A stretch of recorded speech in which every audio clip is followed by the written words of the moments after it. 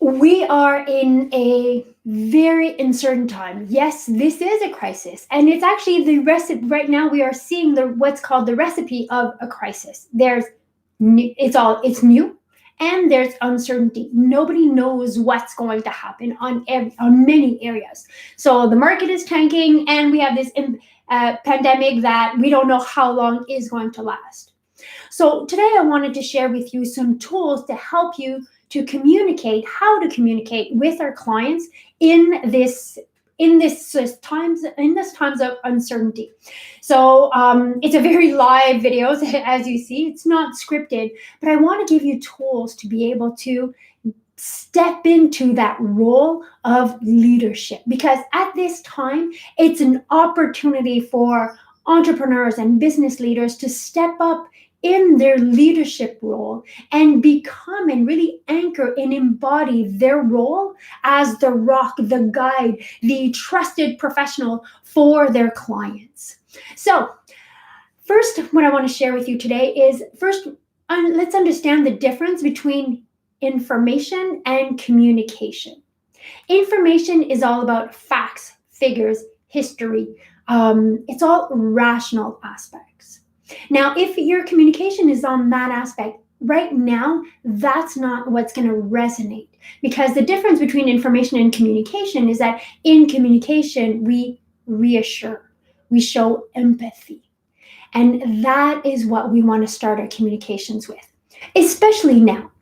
Honestly, it's not just now, it's really a new era that we're entering, where we're putting the human aspect back into our businesses.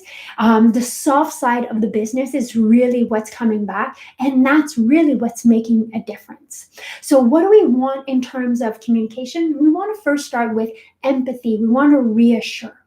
We want to show them that we care and that we're in the same boat. So perhaps you want to share with your clients, if you're a portfolio manager, say, if you can, say, with my own portfolio right now, I'm not doing anything. I'm staying put.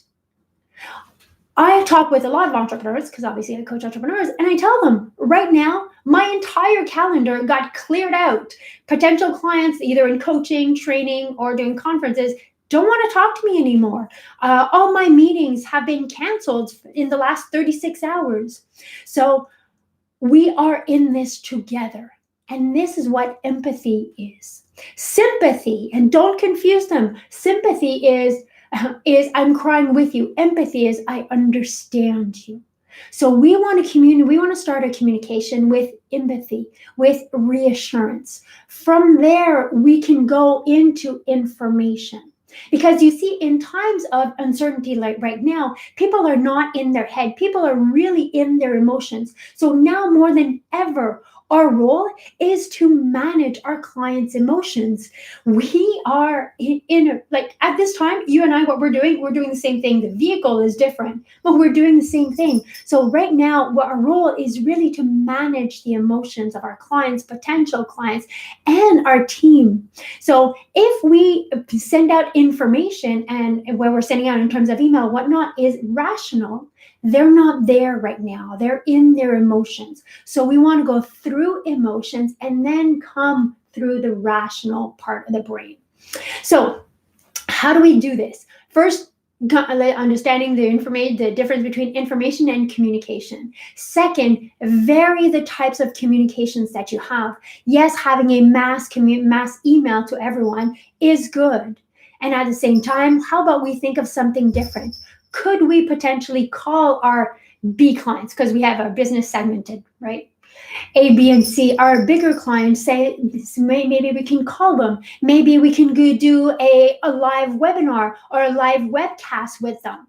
And perhaps we can do one-on-one video conferences with our top clients, seeing how they're doing. You see, the more senses that I put in a communication, the more it's going to actually engage different parts of the brain, which means that we're focusing on one thing. So if I'm actually doing a video conference with a client, well, then they see me, they hear me, they interact with me. So I have many senses that are being used by the brain. Now, what happens also when we send an email and a mass communication is everyone reads that email with their internal voice. So if my internal voice right now is, lack of a better word, freaking out, that is the emotion that I will be using to read the email that you are sending me. So this is why we want to also vary the different vehicles that we use for our clients. And perhaps the clients that are more sensitive saying, you know what, I know these clients are more sensitive of what's going on right now. How about, I'll do a video conference with them, or I'll give them call. So you can use tools like Zoom, Skype, FaceTime, it doesn't matter, but vary the mediums of communications. So that goes in mass media communications. Now, when I'm on one-on-one communications, what I want to do is build the rapport. What does this mean? Is right now, emotionally, most of our clients are right here. And if we're having a conversation and we're right here in terms of emotion, saying, we've seen this before, we've had other crises, it's going to be okay. The gap is too big that they won't be paying attention. They won't hear you. What we want to do as our role as the trusted professional is not to go where they are, because that's just going to contribute to chaos. We want to go just one notch below. This is where empathy, being reassuring, that is going to help them come down in terms of their level of emotional intensity. From there, we want to bring it a little bit lower. Then you can bring facts. And then you can bring examples of things that we've been through together. Then they'll come down a little bit, and until they come back to their natural state. From there, they'll be able to listen to you.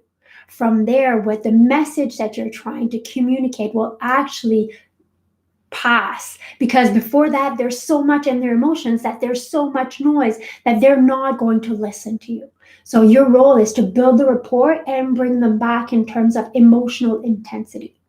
From here, what you want to develop is the art of asking excellent questions. So you see, when somebody comes with a statement, there's the truth behind the statement. Our role is to ask excellent questions to go on that truth. So if I ask them, are you worried about what's in the market is going? That is a question. But if I go back and ask and talk about their ultimate motivator, if you follow me for any time or see me in conference, I always talk about the ultimate motivator, which is the why behind what we're doing. Why are we doing what we're doing for their client? What's important for them? What's the real thing? So now, as I have them as a lower intensity level of emotions, my role is to ask them a question of, an excellent question is your question really, are you going to be able to retire at 65? Are you wondering if you're going to be able to take that trip this summer? That is what is important to them. It's not the economics, it's not the pandemic. Yes, those are things that are contributing, but their true question is, are they going to be okay? Are they going to be able to do that dream that they have, that aspiration that they have, that we, as their trusted professional, we are the guide to help them to there. So that is their question. So our role is to start asking excellent questions to go to the heart of what's really important to them. So there you have it. If I recap, let's understand first the difference between information and communication. One is rational, one starts with empathy, reassurance, emotions. We are human, we are guided by emotions all the time. So look at the communications that you're sending out, look at the communications you've sent out. Are we showing empathy? Are we being reassurance? Then, vary the different types of your communications vehicle that you're using. Mass emails, yes, but could we do, phone calls, video conferencing, group video conferencing? How can we put more senses so we actually we engage more areas of the brain, not just one? Remember, when I read an email, I read it with my internal voice. If that internal voice is right now in chaos, I am not going to read the information the way you are the way you think you're typing it. And then on one-on-one conversations, build the rapport to reduce the level of intensity and emotional intensity, and then develop the art of asking excellent questions. And this is how you will become the leader that they are looking for. Because in these times of crisis, in these times of uncertainty, what people are looking for is a leader. Step into that role of leader. Now understanding how does the human brain work and how to use different communication tools to step into that leadership role and be the leader that your clients or potential clients and your center of influence are looking for. So I hope this helps. I'm really doing these videos live to really give you tools so you can really step into this time and really make the difference in the lives of your clients that you want to make. If you have any questions or any comments, please post them below. It will be my pleasure to answer them. Like I said, pretty much my entire week got canceled, so I got a little bit more time than usual. So, but seriously, it will be my pleasure. And these videos, I do them for you to help you become the greater leader that you really are meant to be. On that note, enjoy your day and take these tools, apply these tools. You will see it will transform the way you communicate with clients.